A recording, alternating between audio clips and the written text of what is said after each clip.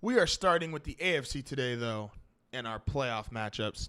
And in my 3v6 matchup, I have the Steelers versus the Texans. I talked about it during my prediction video. I have the Steelers as probably my weakest team in the playoffs. It's a toss-up between them and Seattle. So I think, yes, the Texans, even with a rookie quarterback, as I believe Deshaun Watson will be starting by that point, I think they just edge out the Steelers 24-17. I think the Texans have the better defense. I think they have the better head coach, honestly. I'm not a big believer in Mike Tomlin. I simply think they're a more consistent and well put together team. And the Steelers' flaws, despite how good they are offensively, and especially with that trio, I think will start to show.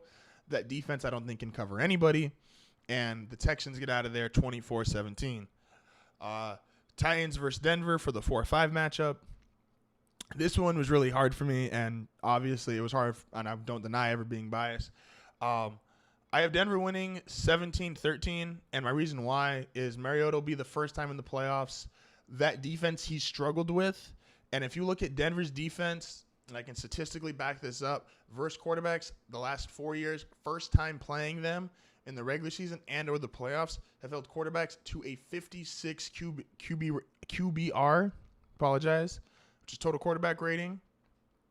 And it's not even like it's a list of scrubs. It's Tom Brady, Ben Roethlisberger, Andy Dalton, Cam Newton, a couple good Pro Bowlers and future Hall of Famers. I don't think Denver's going to be able to score much in this game, but I think the defense does just enough to get Denver their one win in the playoffs. So I have Texans advancing, and I have the Broncos advancing. My 1 and 2 seeds were the Patriots and Raiders. So obviously they got the bye week one. In the 1v6 matchup, which is now the Patriots versus the Texans, I do think the Texans make it a very competitive first half. I think they're physical enough. I think they're overall put together well enough to give New England a good first half.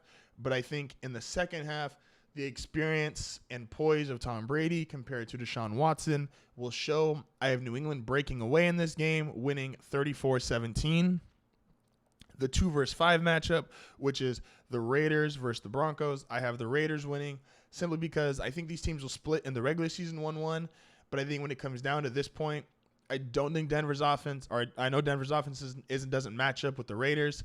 I think the Raiders are physical enough on the offensive line, which is the one area you can expose Denver's defense, that they get a good running game going, 90 to 100 yards. And Derek Carr is obviously going to be the best player on the field. And I have Oakland winning 34-17. I got 2 34-17 games in the AFC playoffs, which sets up my AFC championship game, which is the Oakland Raiders versus the New England Patriots. And let me tell you, I struggled on this for about a good 15-20 minutes. This, I think, was the hardest game out of all the ones that I picked and was going through. I think everything should point to New England being able to win this game. They have the better head coach. As great as I think Derek Carr is, you still have to give the edge to quarterback to Tom Brady. Oakland's defense is hot trash besides Khalil Mack.